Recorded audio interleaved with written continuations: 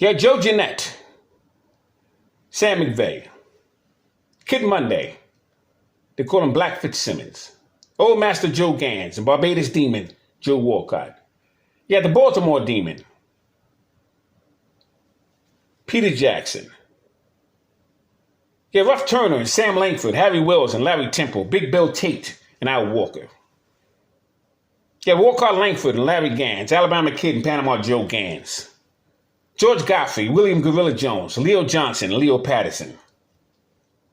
Eddie Palmer was a colored welterweight champion. Jimmy Bivens, Holman Williams, Kid Coco, called him Coco Kid, Charlie Billy, all part of the Black Murderers Row, second tier. Lloyd Marshall and Jack McVeigh. Yeah, Burt Littell and Charlie Burley and Henry Armstrong, Joe Lewis, John Henry Lewis. Kid Norfolk, Baby Joe Gans, Nobby Joe Gans. What a list of fighters. Let's take a look at some of them. Here you have Kid Norfolk. His name was William Ward. He was born July 10th, 1893, Norfolk, Virginia. He died April 15th, 1969, New York. He stood 5 foot 10 inches. He weighed 165 pounds to 183 pounds. He was managed by Leo P. Flynn. Leo P. Flynn was a manager who offered a contract to Jack Kearns and Jack Dempsey. As a matter of fact, Leo P. Flynn played a big role in the Jim Walker Law, 1920. He was the one that would select the fighters of Johnny Dundee and Joe Willing to be the first fight under the Walker Law. Kid Norfolk offered a fight, Jack Dempsey, 1918. It was the beginning of the Harlem Renaissance, and Jack Dempsey ignored the offer. It's like asking someone to step outside, and they don't see you outside. He would be the colored light heavyweight champion when he would face Alabama Kid and Lee Anderson. Great fighter was William Ward. Kid Norfolk. We'd have colored heavyweight champion George Godfrey. We'd have Old Chocolate, George Godfrey. He would have his title taken away from him, from the Black Prince, Peter Jackson. He was born March 20th, 1892. The same year, John O'Sullivan would be knocked out in 21 rounds in the Carnival of Champions. James Corbett put him away once and for all. Winner take all. John O'Sullivan would not make a dime. George Godfrey would die September 10th, 1901, Boston, Massachusetts. Stood 5 foot 10 inches and weighed 175 pounds. He was self-managed. Quite a fighter he was. Panama Joe Gans was the colored welter and middleweight champion of the world. He was also managed by Leo P. Flynn.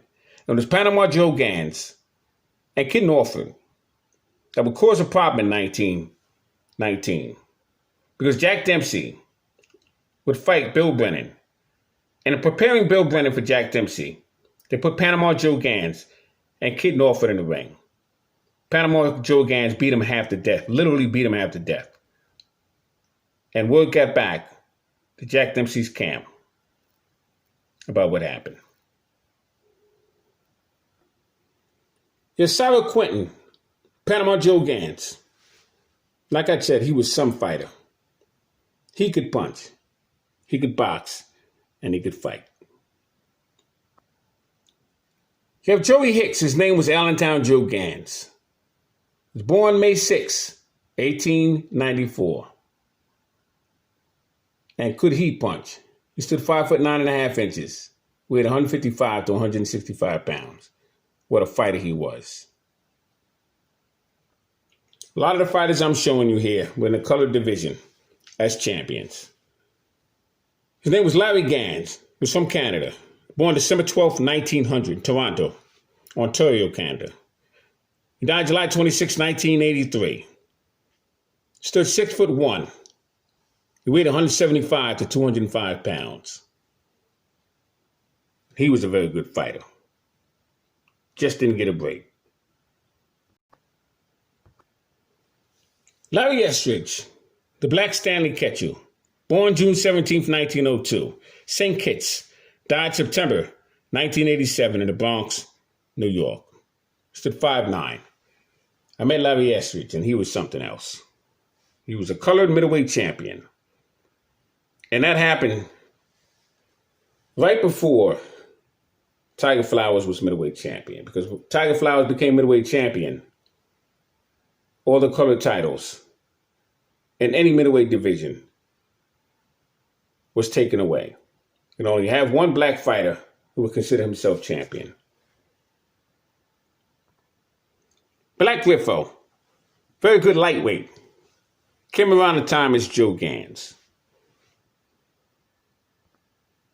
Robert Bobby Dobbs was born January 1868, Cartersville, Georgia. He died December 25th, 1930 in Charleston, South Carolina. Stood 5'8" and he weighed 125 to 136 pounds. Very good lightweight he was. It was Bobby Dobbs.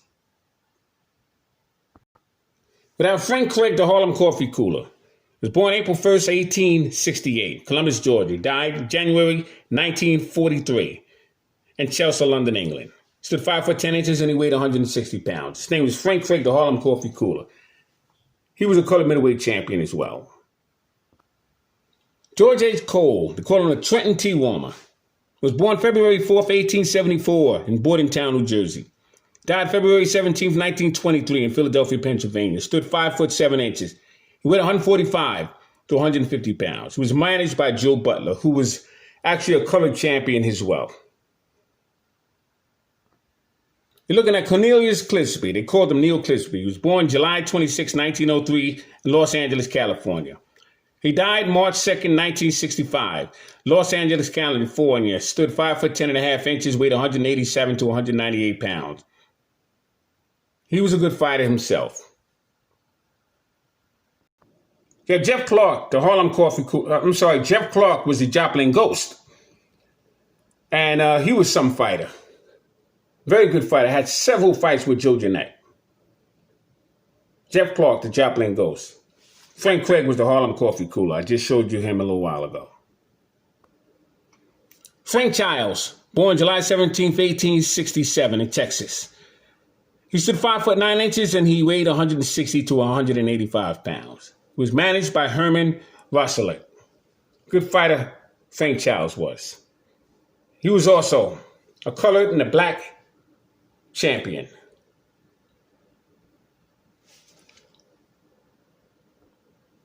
A side note on Frank Childs.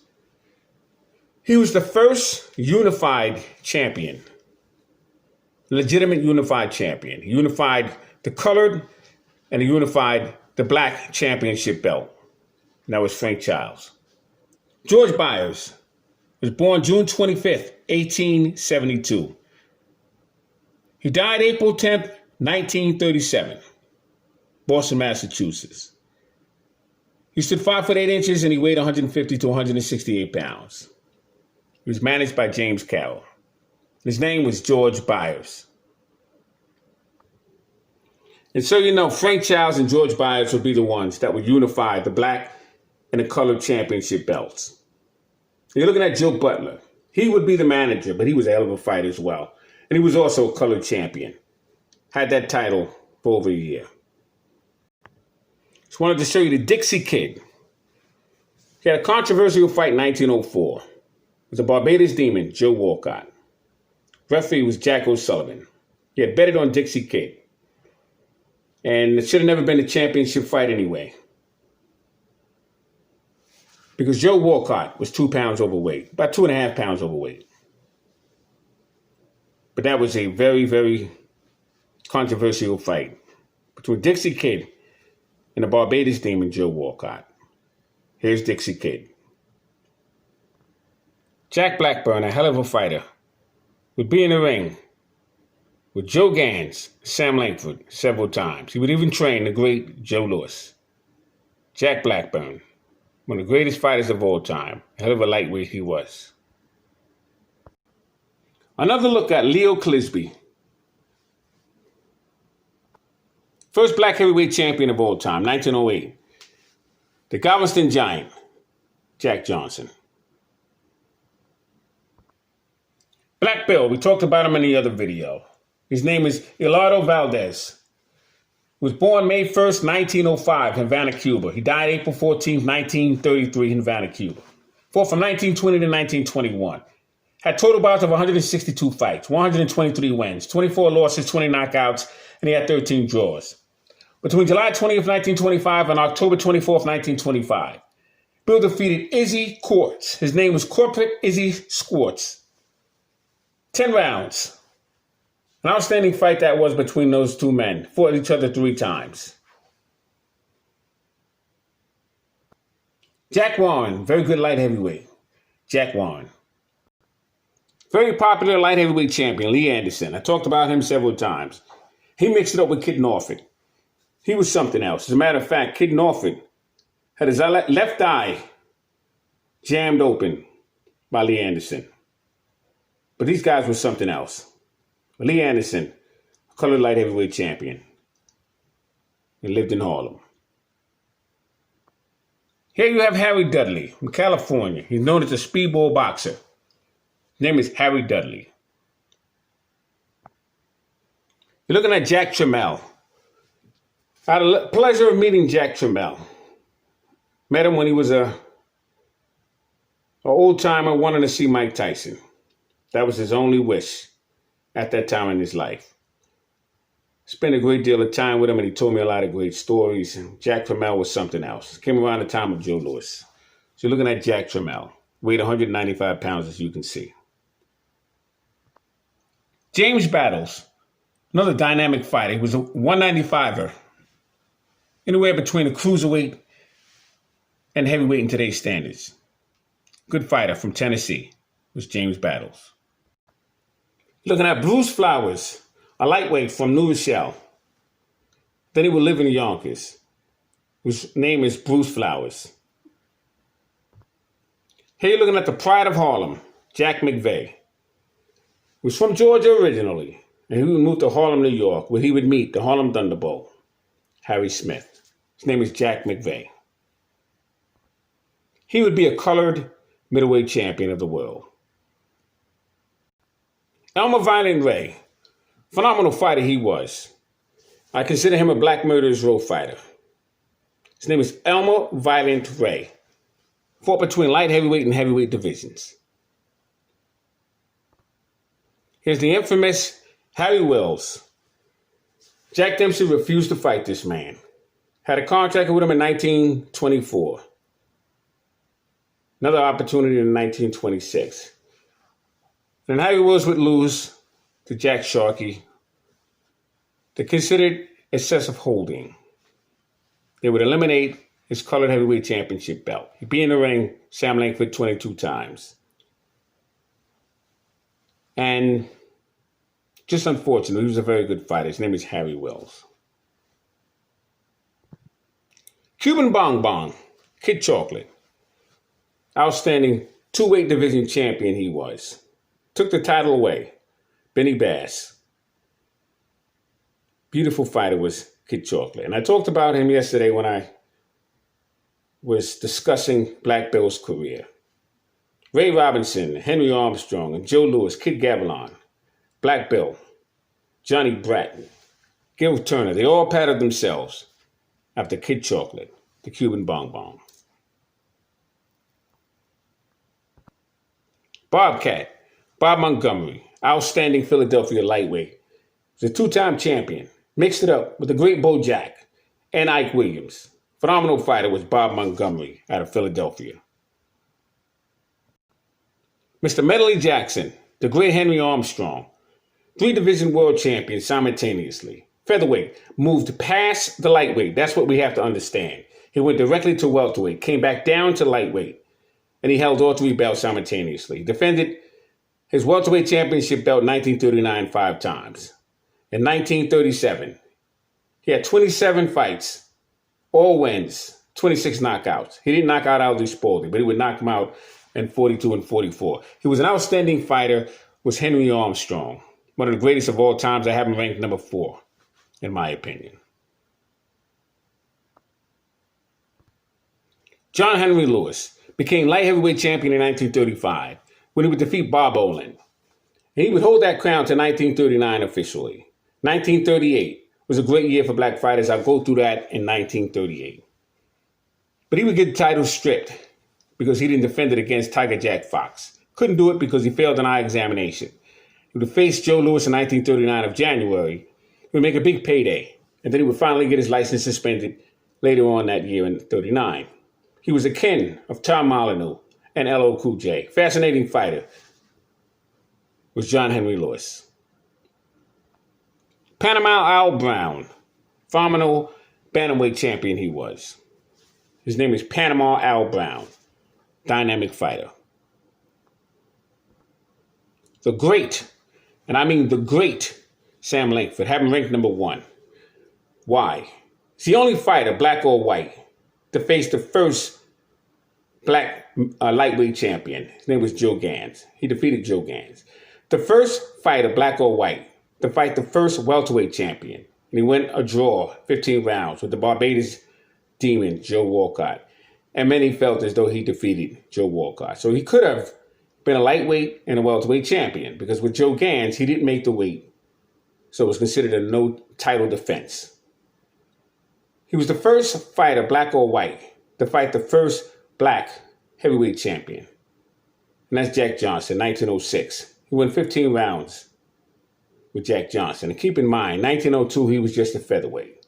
16 years old. He would win the Boston Featherweight Championship as an amateur. He only had 3 amateur fights on record.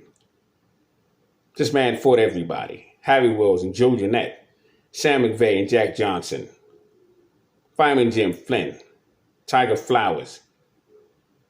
He was the first fighter, black or white, to fight the first black middleweight champion, Tiger Flowers. He fought all those men. I rank him number 1. He's the greatest fighter in boxing history. No question about it. Joe Jeanette, one of the greatest fighters of all times, held the colored heavyweight championship belt, had a war in 1909 with Sam McVeigh. He was in the ring with the Joplin Ghost, Jeff Clark, several times. He had over 100 street fights, knocking men out cold on the edge of a mailbox or a fire hydrant with their head underneath a car, and he would walk away because he was that kind of a fighter. Menacing puncher he was. His name was Joe Jeanette. Once again, the pride of Harlem. His name was Jack McVeigh. Phenomenal colored middleweight champion. Mr. George Godfrey, he would be the colored heavyweight champion. He would face Al Walker. Harry Wills had lost his crown, 1926. George Godfrey be the next colored heavyweight champion. Dazzling fighter was Kid Gavilan. He was a welterweight champion. He defeated Johnny Bratton. He fought Ray Robinson twice, once in Philadelphia. And that was some fight. It was a hell of a fight, as a matter of fact. But the greatest fight that I know he fought was in 1952 with Gil Turner, Philadelphia. Oh, what a hell of a fight that was. Kid Gavilan, the Cuban Hawk. Blackjack Billy Fox out of Philadelphia took a dive with Jake LaMotta. But he was really a good fighter who just ran by the mob. Won fights and lost fights on demand. His name was Blackjack Billy Fox. Jackie Wilson from Pittsburgh. Outstanding fighter he was. When Ray Robinson had lost to Jake LaMotta in 1943, he would defeat Jake LaMotta 3 weeks later. But in between that fight, he would face Jackie Wilson. Wilson was in the ring with Armstrong and everyone. We'll learn more about Jackie Wilson when we get to the series in 1930s, 1940s. Jackie Wilson. Hell of a fighter he was. Mr. Cleo Shane fought out of San Diego, California, the home of Archie Moore. Sidney Walker, call him Bojack, what a lightweight champion he was. Had his wars with Ike Williams. 1948. What a fight that was. When we get to 48 in the series, I will go through that fight entirely with Ike Williams. Bojack would also face Bob Montgomery. Would take the title away from Tippy Larkin. It was a vacant crown left by Sammy Agard. Oh, we'll talk about Bojack when we get to the 1940s. Turned professional in 1939. Had one fight in December. I consider him a 1940s fighter. Izzy Logard. Another dynamic fighter he was. We'll talk about him as the series moves on to the 1950s and 1960s. One of my top greatest lightweight fighters is Ike Williams. Ike Williams was out of Trenton, New Jersey. In fact, they have a gymnasium named out of him right now. But he was a hell of a fighter. We'll go through his career when we get to the 1940s and 1950s. Ike Williams. Albert Chalky Wright took the featherweight championship belt from Joey Archibald, and he lost it to Willie Pep. After he retired, he would work for Mae West as a driver. He was also in Westerns from Phoenix, Arizona. Very good fighter, Chalky Wright. We'll go through his career and his championship fights when we get to the 1940s. Besides Willie Reddish and Joe Frazier, Georgie Benton, and many, many others, Billy Peacock, this man right here, Gil Turner, was my greatest Philadelphia fighters. He had that war, 1952, that showed a lot of heart with Kid Gavilan. This is Gil Turner, and we'll talk about him when we get to the 1950s series. Here's another look at Bruce Flowers from New York. Lightweight, strong puncher, Bruce Flowers. Chick Shuggs was throwing his hands around in the 1930s and 1940s. His name was Chick Shuggs. Johnny Saxton was with the Philadelphia crime family. He's from Newark, New Jersey. Had his wars with Carmen Basilio and Tony DeMarco. He was a fighter. Johnny Saxton, two-time champion. We'll go through his career when we get to the 1950s. Mr. Harold Johnson had a father by the name of Phil Johnson. And Jersey Joe Walcott would knock them both out in the third round with the same punch. Remarkable. Harold Johnson would be in the ring with Archie Moore 6 times. He would win 1 and lose 5. But he had great fights. Willie Pastrano. Very good fighter was Harold Johnson. Looking at Don Jordan, who was a welterweight champion. He was in a tournament along with Virgil Akins. Vince Martinez wouldn't make it. Don Jordan would become the welterweight champion of the world. We'll go through his career and his championship when we get to the 1960s.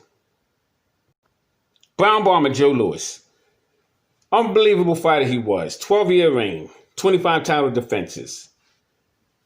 He would end his career in 1951 after facing Rocky Marciano, who stopped in 8 rounds in New York's Madison Square Garden. And he would have one of the greatest fights in 1938 anyone has ever had with Max Schmeling. We will go through that fight and his career, for the most part, during the course of this series. Charles Sonny Liston. Knockout machine he was. Boy, Muhammad Ali stopped him in Miami to win the heavyweight championship belt. We'll go through that when the time comes in 1964. Muhammad Ali and Charles Sonny Liston. He knocked out Floyd Patterson twice in the first round. Without giving out too much, I'm just giving you somewhat of a very brief highlight of these fighters. But this is what to look forward to. 1960s Charles Sonny Liston will be part of this series. Muhammad Ali, a 3-time world heavyweight champion, became champion in 1964. Boy, I'll tell you, he was something else. We'll be talking about Muhammad Ali, his whole career, when we get to the 1960s and 1970s. Battling Siki took the title away from George Compartier. Then he would lose the title a few months later to Mike Matteet. But he was a very good light heavyweight. He unfortunately died. But we'll be talking about him as we revisit some black fighters during the course of the history of this series. Jersey Joe Walcott would become at that time the oldest heavyweight champion in 1951 when he knocked out Ezzard Charles with a beautiful left hook. He was trained along with Joe Louis by Jack Blackburn. Jersey Joe Walcott will go through his career when we get to the 1940s and 1950s. Dynamic fighter he was. Jersey Joe Walcott. Ezzard Charles. Fantastic fighter he was. He would win the NBA version, the heavyweight championship belt, 1949. When he would defeat Jersey Joe Walcott, it was a vacant title left over by Joe Louis. Ezzard Charles will go through his career when we get to the 1940s and 1950s. He had his fights with Archie Moore and Charlie Burley and many, many others. A crushing puncher was Bob Satterfield. We'll be looking at him when we get to the 1950s. Unbelievable puncher and knockout artist was the great Bob Satterfield.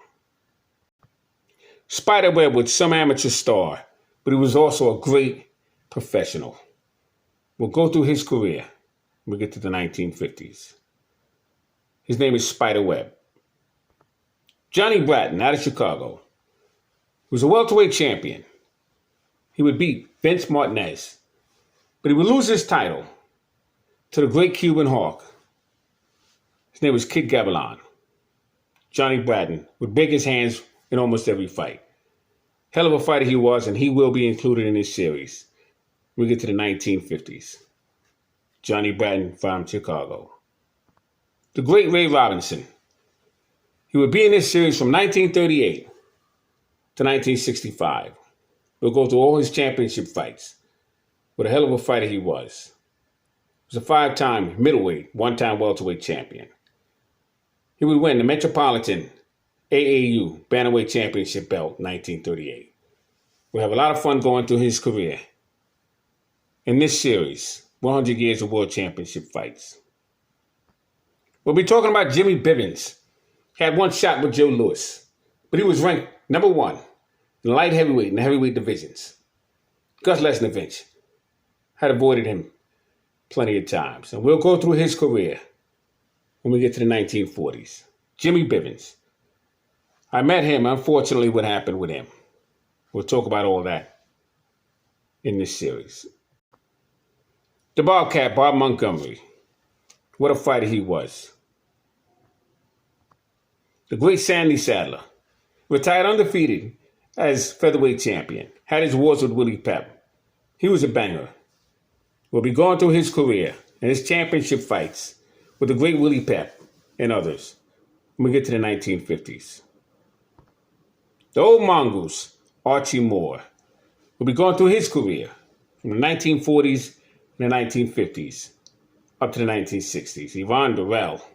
He was in the ring with Charlie Burley and Ezzard Charles. Oh, unbelievable fighter was Archie Moore. Floyd Patterson, the youngest heavyweight champion before Mike Tyson was. And we'll be going through his career when we get to the 1950s. Became heavyweight champion in 1956 when he defeated Archie Moore. It was a vacant crown that was left over from Rocky Marciano. He retired in 1955 when he defeated Archie Moore, but he hung up the gloves in 1956. Floyd Patterson. The great Randy Turpin, we'll be talking about him. 1951, how he defeated the great Ray Robinson, but he lost his title to Ray Robinson in 1951. Be knocked out by Tiberio Mitri in 1 round. But he was a very good fighter. He had his one final chance, 1953, with Carl Bobo Olsen for the elimination match of the Ray Robinson title vacant belt.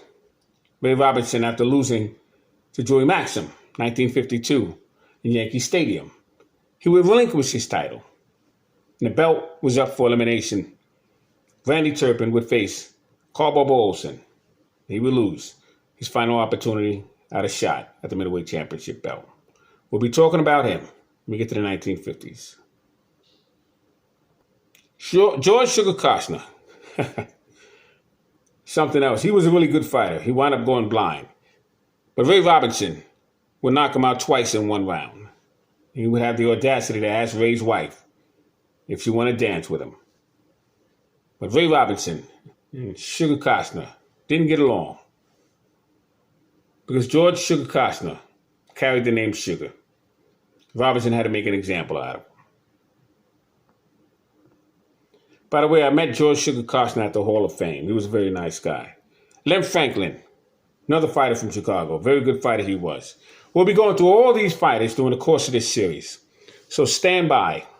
Museum of the Forgotten Fisticuffs Series. I'm Scrapbook Boxing. All great fighters and all great fights will never be forgotten on my channel. 100 years of world championship fights. What a lot to look forward to. So stay tuned.